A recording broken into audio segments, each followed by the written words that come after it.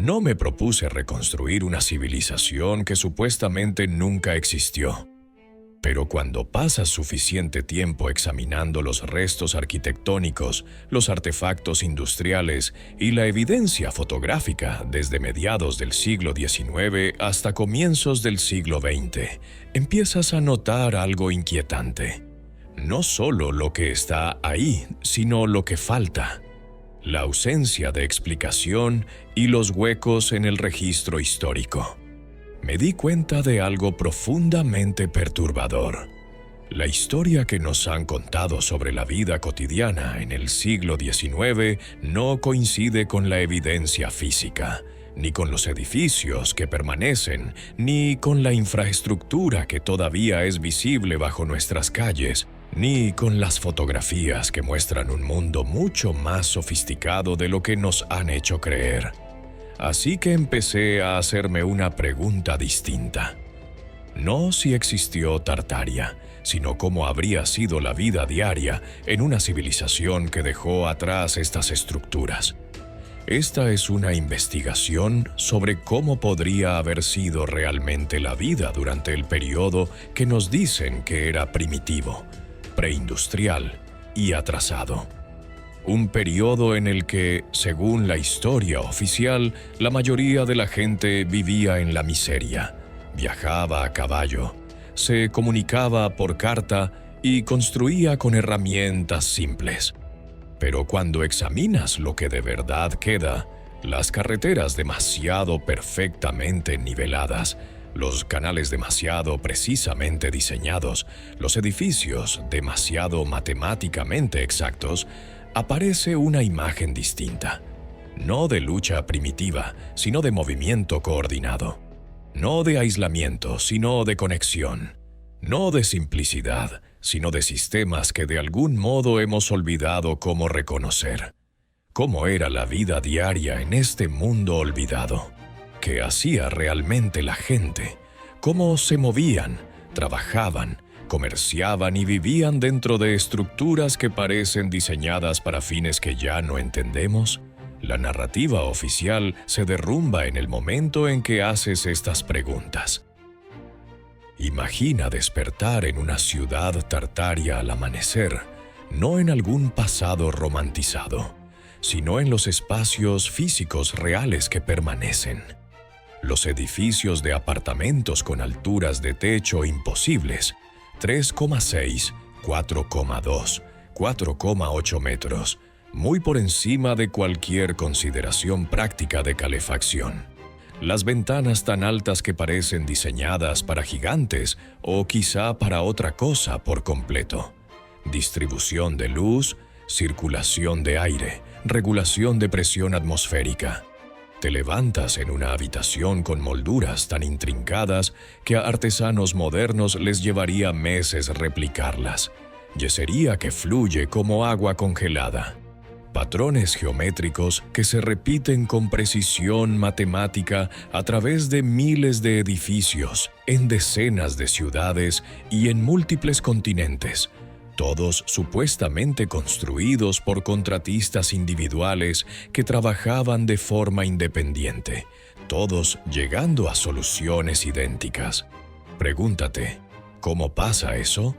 La luz de la mañana entra por ventanas posicionadas no al azar, sino deliberadamente alineadas con ángulos solares calculados para la variación estacional. Toda la estructura parece orientada hacia fuerzas naturales, viento, sol y flujo de agua, de formas que nuestros edificios modernos ignoran por completo. Te vistes con ropa que vemos en fotografías, formal, en capas, deliberadamente confeccionada. No tejido casero primitivo, sino textiles manufacturados que muestran producción a escala industrial. Algodón de India, seda de Asia, lana de Australia, todo disponible en ciudades provinciales a miles de kilómetros de los centros de producción, todo llegando con una regularidad sospechosa como si se moviera a través de redes de distribución mucho más sofisticadas de lo que podrían soportar carretas tiradas por caballos. La pregunta se vuelve imposible de evitar. ¿Qué infraestructura hacía posible esto? Si esta investigación te resulta convincente, considera suscribirte o hacerte miembro de YouTube.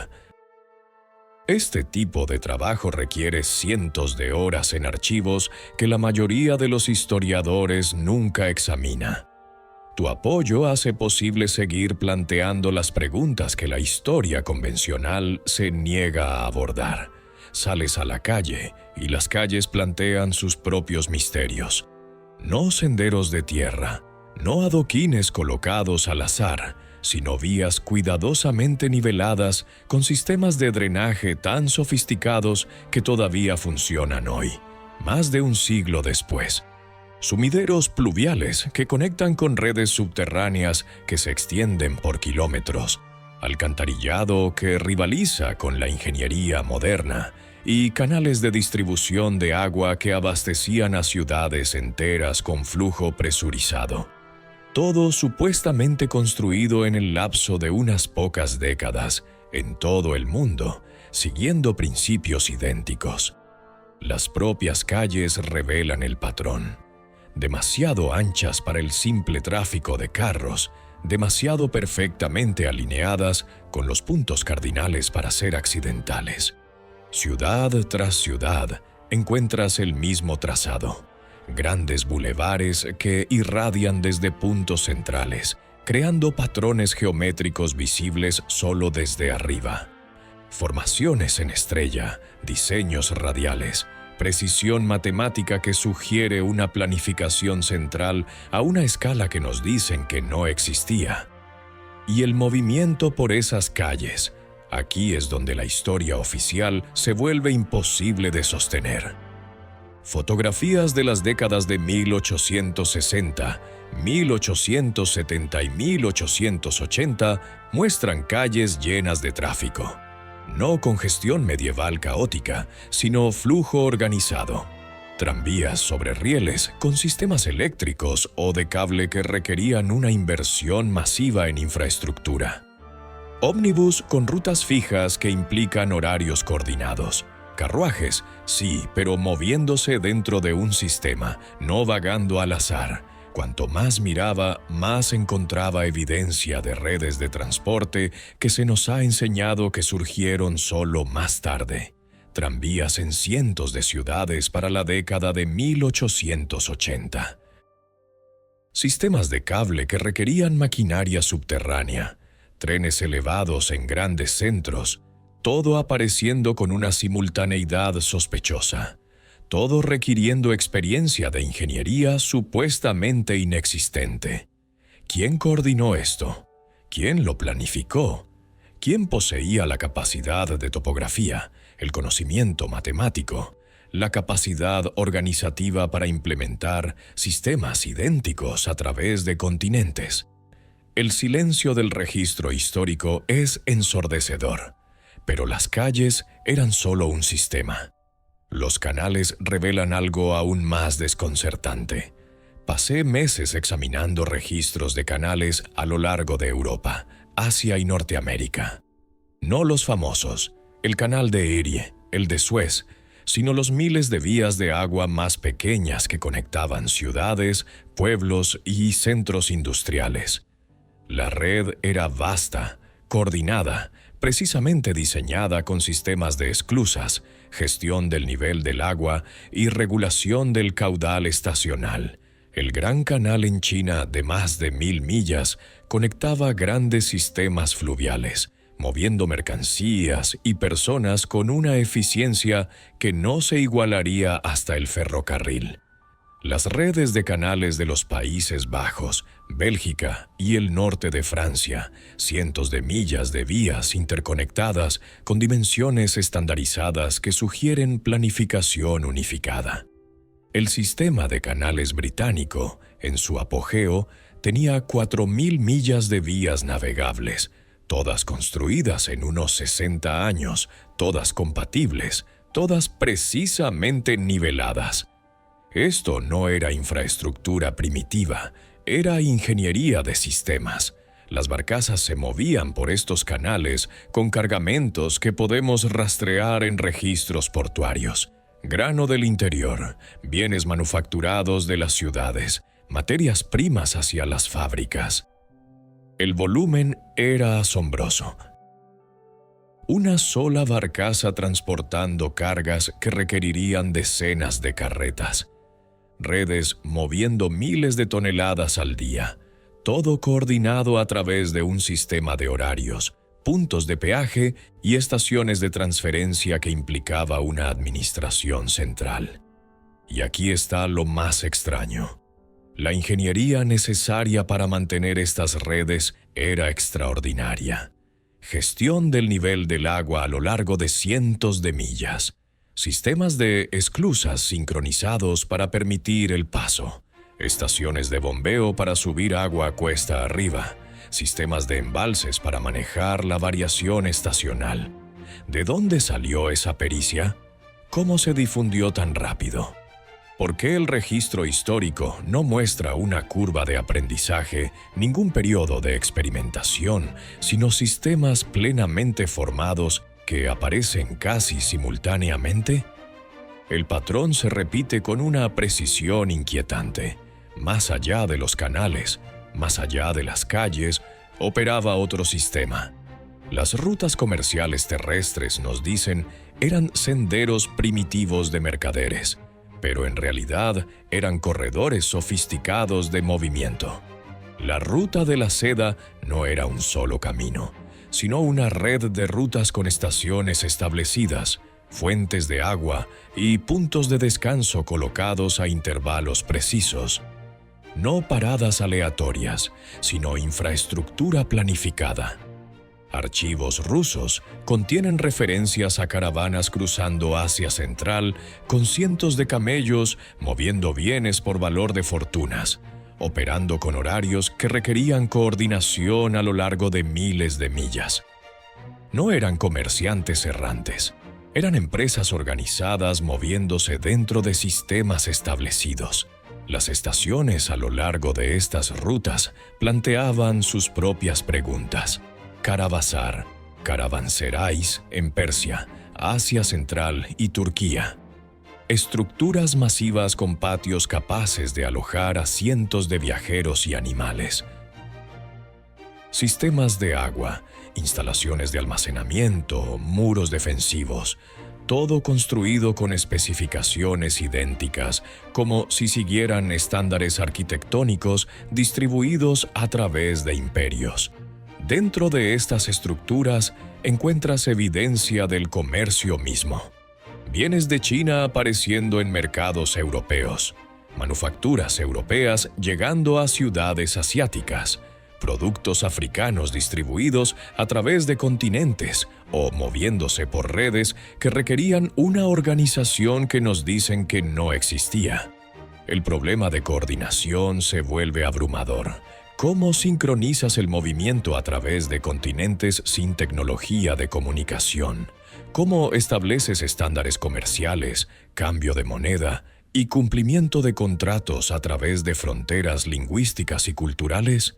¿Cómo mueves bienes valiosos miles de millas atravesando múltiples jurisdicciones sin autoridad centralizada? La explicación oficial de que esto surgió orgánicamente se derrumba al examinarla. Y luego están los dirigibles. Aquí es donde los historiadores convencionales dejan de escuchar, donde la evidencia documentada se vuelve demasiado incómoda de reconocer, pero los registros existen. Solicitudes de patentes de dirigibles, globos más ligeros que el aire a lo largo de mediados del siglo XIX, crónicas periodísticas de exhibiciones aéreas, revistas de ingeniería discutiendo sistemas de propulsión, producción de gas, técnicas de navegación y fotografías que muestran estructuras que solo podrían ser estaciones de amarre, mástiles altos sobre edificios, puntos de anclaje, plataformas elevadas. No estoy afirmando flotas masivas. No sugiero comercio aéreo rutinario. Pero la evidencia sugiere experimentación, desarrollo y despliegue limitado de transporte más ligero que el aire, que ha sido borrado sistemáticamente de la narrativa histórica dominante. ¿Por qué? Considera las implicaciones. Si existía incluso un viaje limitado en dirigible, cambia todo sobre la distribución de información, el reconocimiento y el movimiento rápido de élites. Sugiere un nivel de sofisticación tecnológica incompatible con la narrativa primitiva que hemos heredado. Los edificios mismos lo insinúan. Estructuras en azoteas sin propósito aparente. Plataformas elevadas en edificios gubernamentales. Elementos arquitectónicos que solo tienen sentido si los imaginas como puntos de aterrizaje o amarre para aeronaves. Una vez que lo ves, no puedes dejar de verlo. Relatos de las exposiciones universales. La Exposición de París y la Exposición Colombina de Chicago describen demostraciones aéreas, globos cautivos llevando pasajeros y discusiones sobre la futura navegación aérea. Luego, después de 1900, estas referencias en gran medida desaparecen. No porque la tecnología fracasara, sino porque algo cambió en cómo documentamos el desarrollo tecnológico. ¿Qué pasó? ¿Qué cambió? ¿Por qué el registro histórico muestra una discontinuidad tan dramática? Pero la vida diaria ocurría dentro de estas estructuras, y ahí es donde el misterio se profundiza. Los edificios mismos revelan funciones que se nos ha enseñado a ignorar. No solo viviendas, no solo fábricas, sino espacios diseñados para fines específicos que ya no reconocemos. Los sótanos se extienden mucho más profundo de lo necesario para almacenamiento. Cámaras subterráneas de varios niveles, con arcos de ladrillo, sistemas de drenaje y misteriosas bases de montaje de equipos. La historia oficial los llama bodegas o espacios de cimentación, pero la ingeniería es demasiado deliberada. Cámaras selladas, muros resistentes a la presión, puntos de conexión para tuberías que conducen a destinos desconocidos. Las plantas principales muestran evidencia de sistemas integrados que hemos retirado y olvidado. Cavidades en muros demasiado grandes para simples servicios. Sistemas de ejes que atraviesan múltiples pisos. Patios centrales con techos de vidrio que sugieren lucernarios, pero diseñados con tal precisión que debieron servir fines adicionales. Los pisos superiores plantean sus propias preguntas. Alturas de techo que disminuyen a medida que asciendes. ¿Por qué? Sistemas de ventilación mucho más sofisticados de lo necesario para simple circulación de aire. Estructuras en azoteas con alineaciones astronómicas que sugieren observación o medición, y a través de toda la ornamentación. No florituras decorativas, sino patrones matemáticos, progresiones geométricas y sistemas simbólicos que se repiten a través de continentes. La historia oficial lo descarta como estilo arquitectónico, pero la precisión sugiere un significado que hemos perdido. El ritmo del trabajo diario revela las anomalías más inquietantes. Las fábricas que vemos en fotografías no son talleres primitivos. Son estructuras masivas, con maquinaria de piso a techo, equipo de precisión y sistemas de ensamblaje que requieren coordinación entre cientos de trabajadores. La escala de producción aparece de inmediato, sin período de transición, sin mecanización gradual. Hilanderías textiles en Nueva Inglaterra, produciendo millones de yardas de tela al año ya en la década de 1830. Fundiciones de acero en Alemania, operando a escala industrial para la década de 1850. Fábricas de cerámica en Inglaterra, cristalerías en Bohemia, plantas químicas en Francia, todo apareciendo en décadas, todo requiriendo pericia supuestamente inexistente. La fuerza laboral presenta su propio misterio. Las fotografías muestran trabajadores en estas instalaciones vestidos de manera formal, operando maquinaria compleja con aparente pericia. ¿De dónde salió la formación? cómo adquirieron simultáneamente miles de trabajadores en múltiples industrias conocimiento especializado. La historia oficial habla de la revolución industrial, de progreso tecnológico gradual, de inventores y empresarios impulsando el cambio.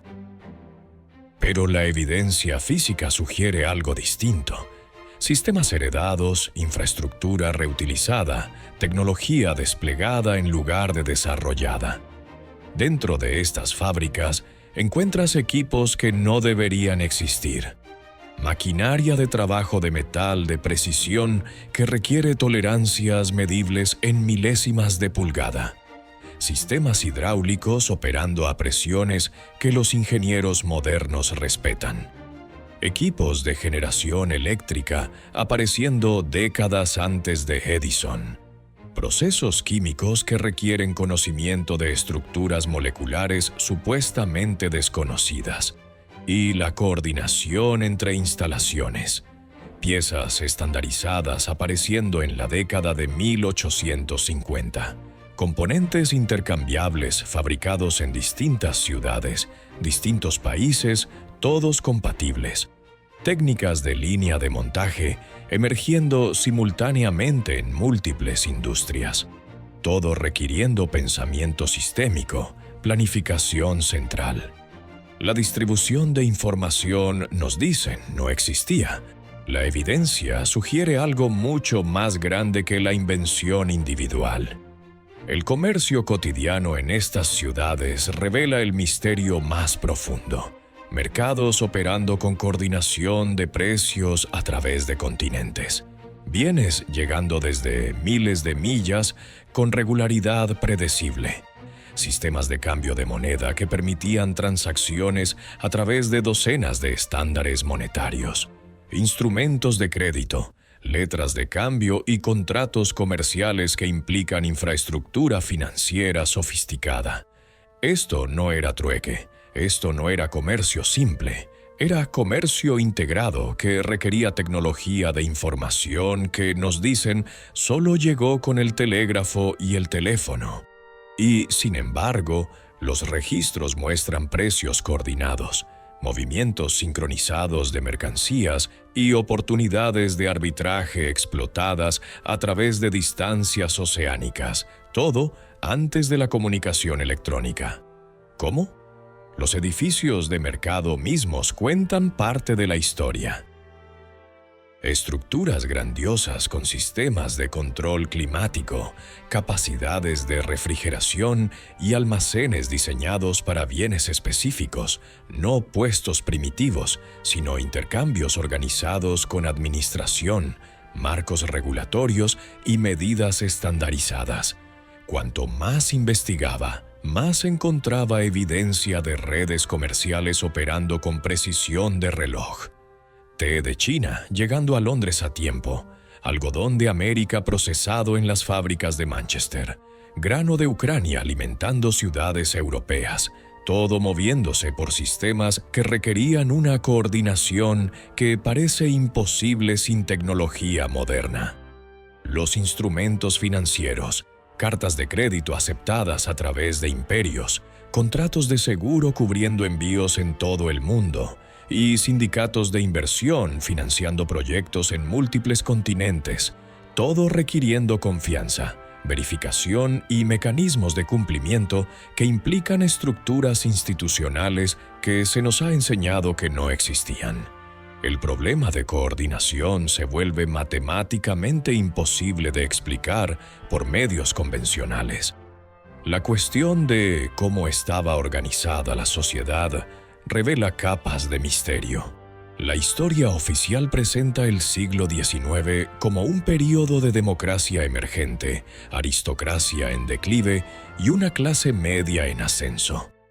Pero la evidencia física, los edificios, la infraestructura, la coordinación de proyectos masivos, sugiere una capacidad administrativa muy por encima de lo que un gobierno electoral supuestamente comandaba. ¿Quién planificó las ciudades? ¿Quién coordinó las redes de canales? ¿Quién estandarizó los ferrocarriles?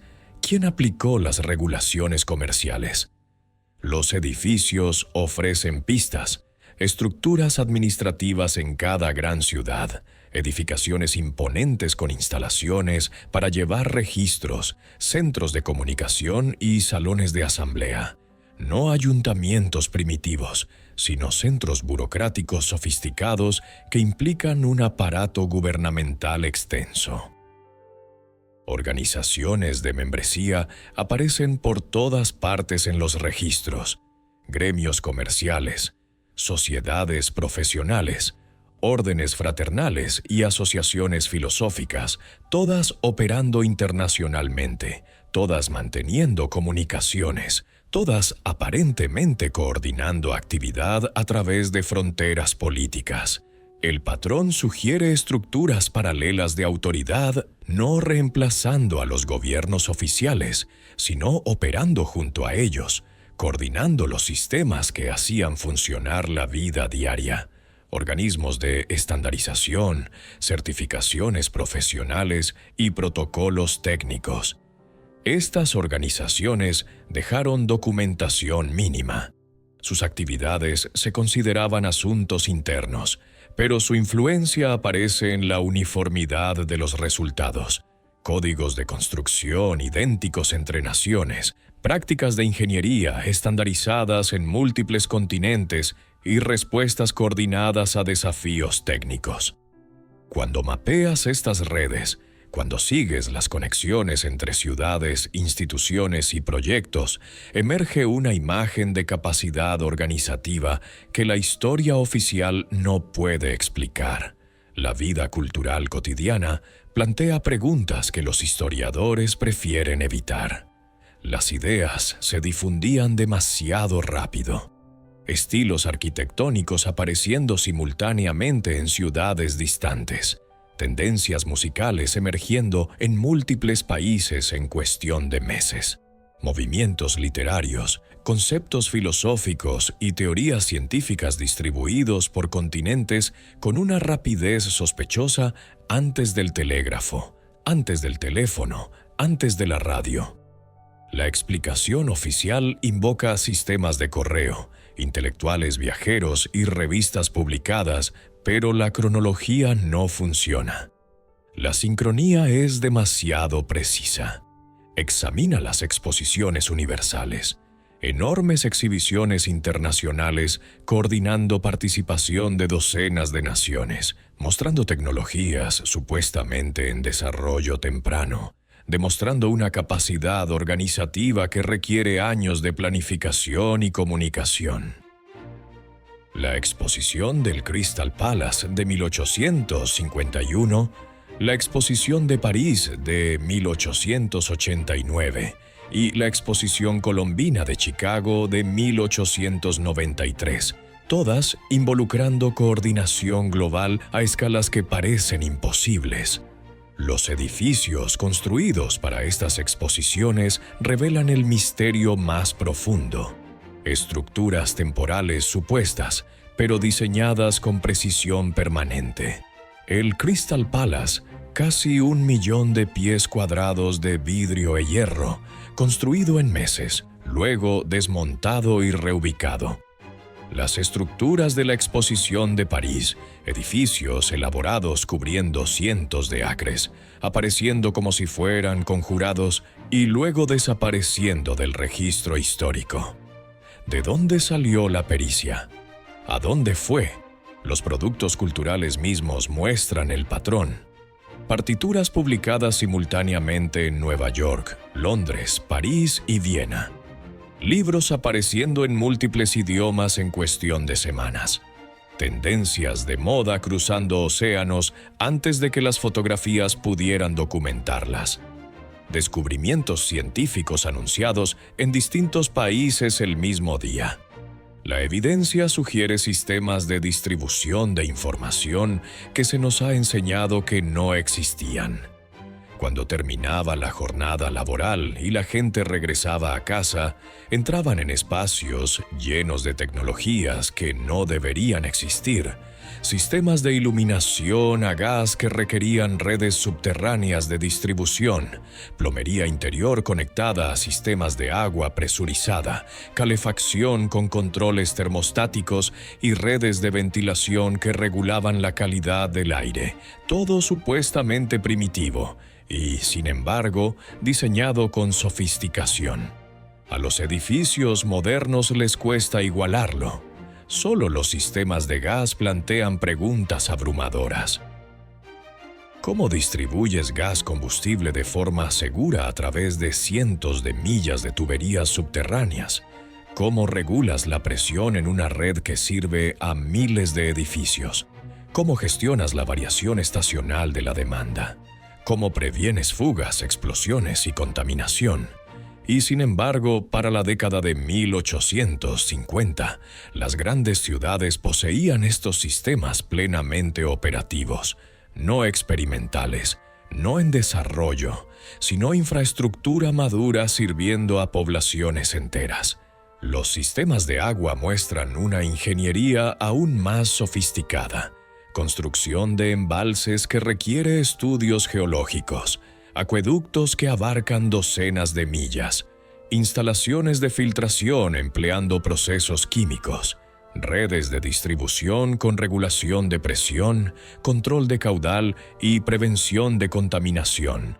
Todo apareciendo en décadas a través de docenas de ciudades siguiendo principios idénticos. Dentro de los hogares, la evidencia de coordinación continúa. Accesorios estandarizados, acoples compatibles, piezas intercambiables, todo sugiriendo coordinación manufacturera, sistemas de distribución y redes comerciales operando a escala industrial antes de que la supuesta revolución industrial alcanzara su madurez. El espacio doméstico revela la imposibilidad final. ¿Cómo podían las personas comunes, trabajando empleos comunes, permitirse estas tecnologías? ¿Cómo podía una infraestructura que requería inversión masiva de capital servir a poblaciones de clase media? ¿Cómo se volvieron ubicuos sistemas que demandaban mantenimiento constante, operación especializada y soporte técnico? La economía no cuadra, a menos que falte algo fundamental en nuestra comprensión. Después del anochecer, la ciudad se transformaba. El alumbrado público apareció mucho antes de lo que la historia oficial reconoce.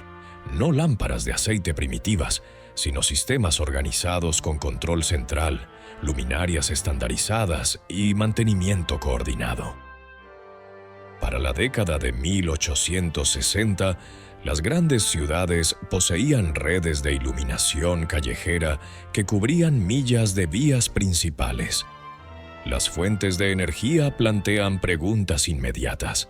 El gas requería distribución subterránea. La electricidad requería instalaciones de generación, redes de distribución y regulación de voltaje. La iluminación por arco requería equipo de precisión, electrodos de carbono y control de corriente. Todo supuestamente en desarrollo primitivo y, sin embargo, desplegado a escala urbana. Fotografías del periodo muestran actividad nocturna incompatible con iluminación primitiva, calles llenas de tráfico tras anochecer, distritos comerciales operando hasta tarde, espacios públicos iluminados para seguridad y navegación, todo requiriendo inversión en infraestructura que parece económicamente imposible, y los edificios mismos iluminan misterios. Ventanas brillando con luz interior alimentada por sistemas que nos dicen que apenas eran experimentales. Fachadas completas iluminadas para exhibición u orientación. Luces en azoteas visibles a kilómetros, sugiriendo propósitos de navegación o señalización. ¿Quién coordinó esto? ¿Quién lo financió? ¿Quién poseía el conocimiento técnico para implementar sistemas eléctricos décadas antes de que Edison, Tesla y Westinghouse supuestamente pionearan la tecnología? El patrón se repite. sistemas maduros apareciendo sin desarrollo documentado, expandiéndose sin mecanismos de difusión aparentes, operando con pericia que parece heredada más que inventada. Esto nos lleva a la pregunta central de la que esta investigación no puede escapar. ¿Qué pasó con el conocimiento? No solo conocimiento técnico, principios de ingeniería, técnicas de fabricación y protocolos de coordinación, sino los marcos conceptuales que hacían posibles estos sistemas. La comprensión de cómo organizar ciudades, mover poblaciones, distribuir bienes y coordinar comercio a través de continentes. La discontinuidad es marcada. Examina revistas de ingeniería de la década de 1880 y encuentras discusiones sofisticadas sobre sistemas hidráulicos, aplicaciones de presión atmosférica y redes de distribución de energía. Para 1920, esas discusiones han desaparecido en gran medida, reemplazadas por otros paradigmas, otras suposiciones y otras tecnologías. Es como si toda una base de conocimiento hubiera sido reemplazada de forma sistemática. Las técnicas de construcción muestran el mismo patrón. Las estructuras del siglo XIX demuestran métodos de construcción que ya no podemos replicar económicamente. No porque nos falten herramientas, sino porque hemos perdido el conocimiento sistemático de propiedades de materiales, principios estructurales y pensamiento de diseño integrado que hacía posibles esos edificios. La infraestructura lo revela con mayor claridad. Excavamos sótanos y encontramos redes que no entendemos. Demolimos edificios y descubrimos aparatos mecánicos que no podemos identificar. Examinamos sistemas de gestión del agua y reconocemos una sofisticación de ingeniería que nos cuesta duplicar. Esto no era tecnología primitiva mejorando gradualmente. Era conocimiento sofisticado olvidado de forma sistemática. Pregúntate por qué. ¿Por qué se abandonarían capacidades avanzadas? ¿Por qué se reemplazarían sistemas eficientes por alternativas inferiores? ¿Por qué se desmantelarían redes coordinadas en favor de soluciones fragmentadas? La narrativa oficial no ofrece respuestas porque niega el punto de partida. Nos dicen que no había nada que perder, que el progreso avanzó linealmente, que cada generación construyó sobre la anterior con avance constante. Pero la evidencia física contradice esto por completo. ¿Cómo se sentía la vida diaria mientras este conocimiento desaparecía? Imagina vivir la transición, crecer en ciudades con infraestructura integral, sistemas coordinados y tecnologías sofisticadas, y luego verlos desmantelarse, reemplazarse y olvidarse. Ver las redes de canales abandonarse por ferrocarriles, los sistemas de gas reemplazados por redes eléctricas inferiores. Ver el conocimiento arquitectónico perderse mientras la construcción estandarizada reemplazaba el diseño integrado. Los registros de comienzos del siglo XX contienen indicios de quejas por servicios deteriorados, nostalgia por tiempos mejores y referencias a capacidades que existían en la memoria viva, pero ya no estaban disponibles. Residentes mayores recuerdan cuando las calles estaban más limpias, el agua era más pura y el aire menos contaminado. Cuando los sistemas funcionaban sin fricciones en lugar de requerir intervención constante. Cuando las ciudades parecían diseñadas y no simplemente acumuladas. Pero estas voces fueron marginadas, descartadas como reminiscencias románticas de un pasado imaginado. La narrativa del progreso exigía que todo mejorara continuamente. Cualquier sugerencia de que se habían perdido capacidades amenazaba la historia fundamental de la modernidad, así que el conocimiento se desvaneció y las habilidades desaparecieron, La comprensión del pensamiento sistémico integrado dio paso a pericia especializada en dominios más estrechos. El enfoque holístico del diseño urbano fue reemplazado por soluciones de función única y, en una generación, la memoria se desvaneció lo suficiente como para que pudiéramos mirar la infraestructura heredada y afirmar que la construimos. Mirar la ingeniería sofisticada y declararla primitiva. Mirar los sistemas coordinados e insistir en que surgieron al azar. El ritmo del olvido tiene su propia inercia. Una vez que empieza, se acelera. Hoy todavía puedes ver la evidencia si sabes dónde mirar.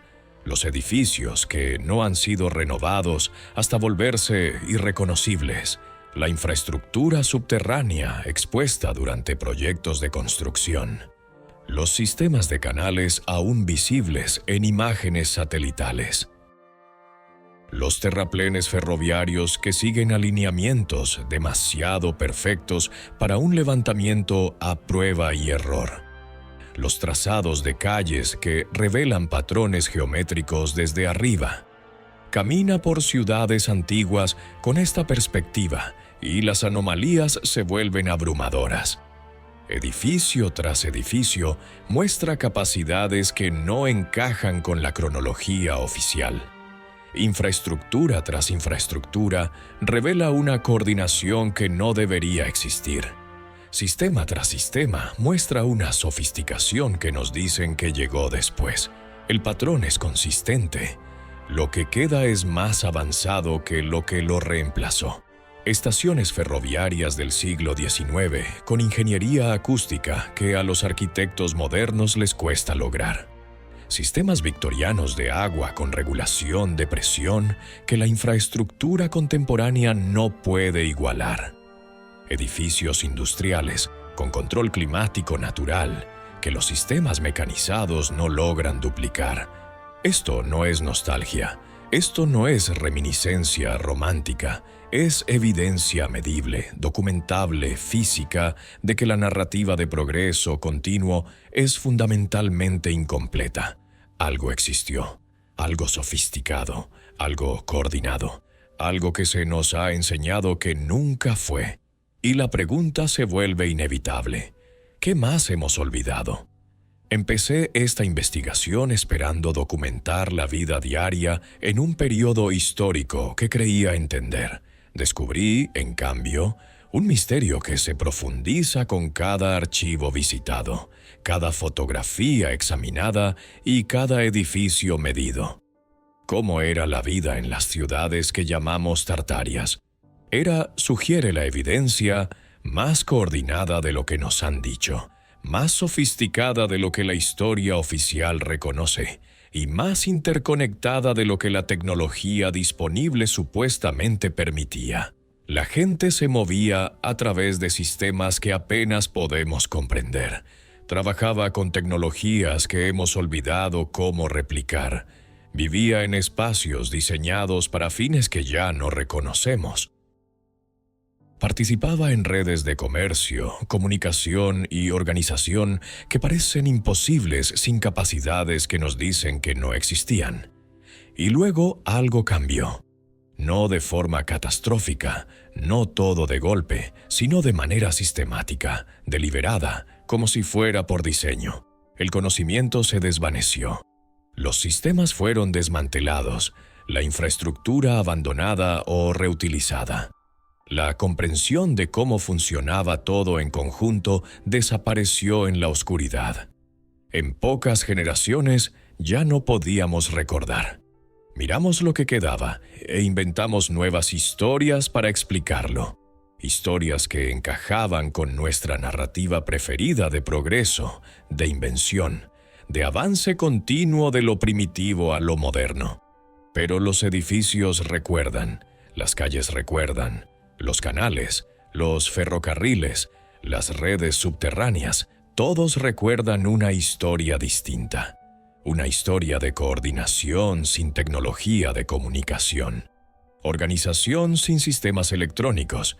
Ingeniería sofisticada sin herramientas modernas. Redes globales sin transporte contemporáneo. Una historia que se nos ha enseñado sistemáticamente a olvidar. La pregunta no es si este mundo existió. La evidencia es abrumadora, física e imposible de descartar. La pregunta es ¿por qué hemos estado tan decididos a no verlo? ¿Por qué reconocer capacidades sofisticadas del siglo XIX amenaza nuestra identidad moderna? ¿Por qué debemos insistir en que todo antes de nosotros era primitivo, limitado y atrasado? ¿Por qué no podemos aceptar que a veces el conocimiento se pierde, que a veces la civilización olvida y que el progreso no siempre es lineal? ¿Qué estamos protegiendo al mantener la narrativa oficial? Y, aún más inquietante, ¿qué más hemos olvidado? ¿Qué otras capacidades existían que ya no podemos reconocer? ¿Qué otros sistemas operaban que nos hemos entrenado para no ver? Los edificios están ahí, esperando a que alguien haga las preguntas correctas. La infraestructura permanece como testimonio silencioso de conocimiento que hemos extraviado. Las fotografías preservan momentos de un mundo que afirmamos que nunca existió. Pero sí existió. La gente vivió en él, trabajó en él y se movió por él a diario, construyendo vidas dentro de sistemas que nos hemos convencido de que eran imposibles. Y en algún lugar, en los archivos, en salas de almacenamiento, en sótanos, en revistas de ingeniería olvidadas, la documentación espera. La evidencia se acumula. El patrón se vuelve innegable. Una vez que lo ves, no puedes dejar de verlo. La única pregunta que queda es si estamos dispuestos a mirar. Esta investigación continúa. Los archivos son profundos, la evidencia es vasta y las preguntas se multiplican. Si quieres apoyar esta investigación, considera hacerte miembro o suscribirte. Porque cuanto más profundo miramos, más encontramos que la historia no es lo que nos han contado. Y esa verdad, quizá, es lo que hemos estado olvidando todo este tiempo.